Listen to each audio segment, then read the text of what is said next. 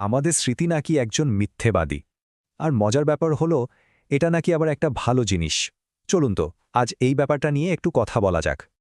আচ্ছা, একটা কথা ভাবুন তো, আমরা কি আমাদের স্মৃতিকে আসলেই বিশ্বাস করতে পারি? মানে যা যা মনে আছে সব কি সত্যি? এই প্রশ্নটা নিয়েই আজকের পুরো আলোচনাটা এগোবে। ব্যাপারটা হাতে কলমে বোঝার জন্য চলুন একটা ছোট্ট পরীক্ষা হয়ে যাক। এই যে স্ক্রিনে কয়েকটা শব্দ দেখতে পাচ্ছেন, একবার চোখ বুলিয়ে নিন। চেষ্টা করুন যতটা সম্ভব মাথায় রাখার।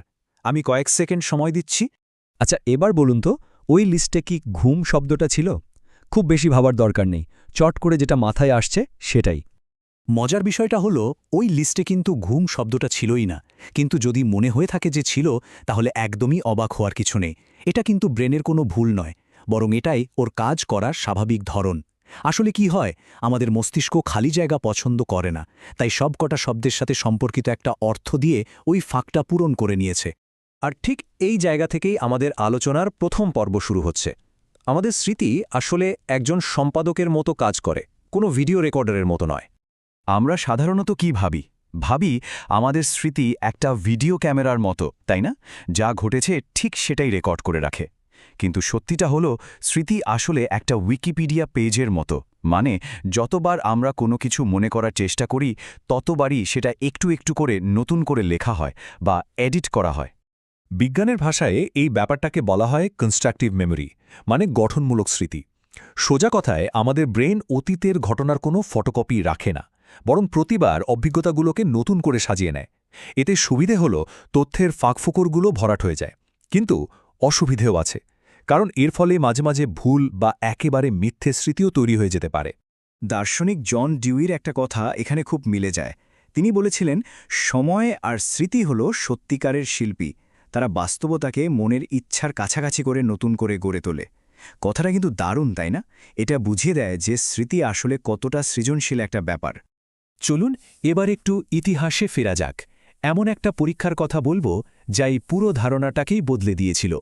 সালটা ছিল ১৯৩২, আর পরীক্ষাটার নাম ছিল ভূতের অদ্ভুত গল্প। ফ্রেডরিক বার্টলেট নামে একজন মনোবিজ্ঞানী খুব সহজ কিন্তু দারুণ একটা পরীক্ষা করেছিলেন। তিনি কি করলেন? একজনকে একটা আমেরিকান লোক কথা শোনালেন। তারপর সেই লোকটা তার স্মৃতি থেকে গল্পটা আরেকজনকে বলল, সে আবার তৃতীয়জনকে। একদম আমাদের ছোটবেলার কানাকানি খেলার মতো, তাই না? বার্টলেট দেখলেন, গল্পটা যত হাতবদল হচ্ছে ততই বদলে যাচ্ছে। যেমন ধরুন, মূল গল্পে যেসব ভুতুরে বা অলৌকিক ব্যাপার ছিল, মানুষ সেগুলো নিজের অজান্তেই হয় বাদ দিয়ে দিচ্ছিল, অথবা সেগুলোর একটা যুক্তিগ্রাহ্য ব্যাখ্যা দাঁড় করানোর চেষ্টা করছিল। আরেকটা মজার জিনিসও ঘটছিল। গল্পের মধ্যে যেসব অচেনা জিনিসপত্রের কথা ছিল, মানুষ সেগুলোকে নিজেদের চেনা জিনিস দিয়ে বদলে ফেলছিল। যেমন ধরুন, কেন শব্দটা অনেকের কাছেই অজানা ছিল, তাই তারা ওটাকে নৌকা বলে মনে রাখছিল। এখান থেকে সবচেয়ে বড় যে ব্যাপারটা পরিষ্কার হয়ে গেল, তা হলো আমাদের স্মৃতি আমাদের নিজেদের সংস্কৃতি আর অভিজ্ঞতা দিয়ে অতীতকে এডিট করে নেয়। তো ওটা তো গেল প্রায় ১০০ বছর আগের কথা। এবার চলুন একটু আধুনিক বিজ্ঞানের দিকে তাকাই। এখন বিজ্ঞানীরা শুধু স্মৃতি কিভাবে বদলায় সেটাই দেখেন না, তারা চাইলে একেবারে একটা নতুন মিথ্যে স্মৃতিও তৈরি করে দিতে পারেন। মনোবিজ্ঞানী এলিজাবেথ লোফটাসের উপর একটা যুগান্তকারী পরীক্ষা করেছিলেন। তিনি কিছু লোককে একটা গাড়ি অ্যাক্সিডেন্টের ভিডিও দেখালেন। এরপর তাদের দুটো দলে ভাগ করে প্রায় একই প্রশ্ন করলেন, শুধু একটা শব্দ বদলে দিয়ে। এক দলকে জিজ্ঞেস করা হলো, গাড়িগুলো যখন একে অপরকে ধাক্কা দেয় তখন গতি কেমন ছিল, আর অন্য দলকে জিজ্ঞেস করা হলো, গাড়িগুলো যখন একে অপরের সাথে সজোরে ধাক্কা খায় তখন গতি কেমন ছিল। বিশ্বাস করা কঠিন, কিন্তু শুধু একটা শব্দের হেরফেরে ফলাফলে আকাশ পাতাল তফাত হয়ে গেল। যাদের প্রশ্নে সজোরে ধাক্কা শব্দটা ব্যবহার করা হয়েছিল, তারা গাড়িগুলোর গতি অনেক বেশি বলেছিল। এর থেকে কি প্রমাণ হয়? এটাই যে কোনো ঘটনা ঘটে যাওয়ার পর পাওয়া তথ্য আমাদের আসল স্মৃতিটাকে বদলে দিতে পারে। আর ব্যাপারটা কিন্তু এখানেই শেষ নয়। কিছু গবেষণায় দেখা গেছে প্রায় ৭০% মানুষকে এটা বিশ্বাস করানো সম্ভব হয়েছে যে তারা এমন একটা অপরাধ করেছে যা তারা আসলে কখনোই করেনি। এবং শুধু তাই নয়, তারা সেই অপরাধের পুঙ্খানুপুঙ্খ স্মৃতিও তৈরি করে ফেলেছে। একবার ভাবুন তো ব্যাপারটা। আচ্ছা, কিন্তু এমন কিছু স্মৃতি তো থাকে যেগুলো আমাদের মনে হয় যেন ছবির মতো পরিষ্কার, তাই না? ধরুন, জীবনের খুব বড় কোনো ঘটনা বা কোনো বিশেষ দিন।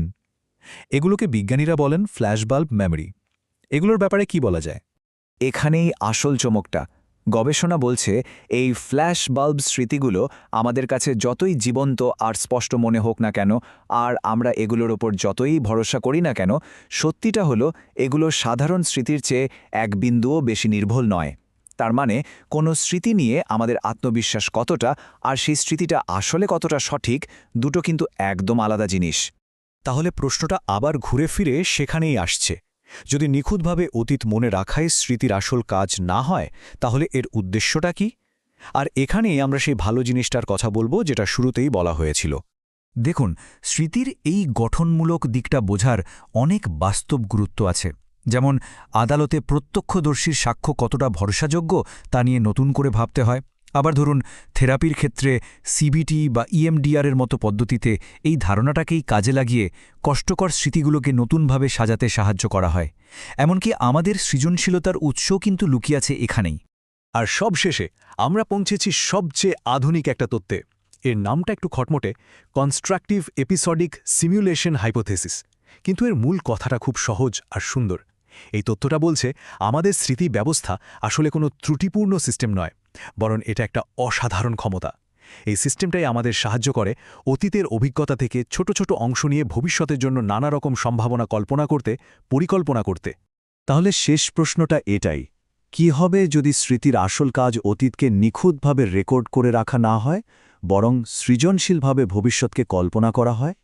আমাদের মন হয়তো অতীতের কোনো নিখুঁত আর্কাইভ নয়, বরং ভবিষ্যতের একজন অসাধারণ স্থপতি। Thanks for watching. Don't forget to like and subscribe to Animated Shikha for more videos.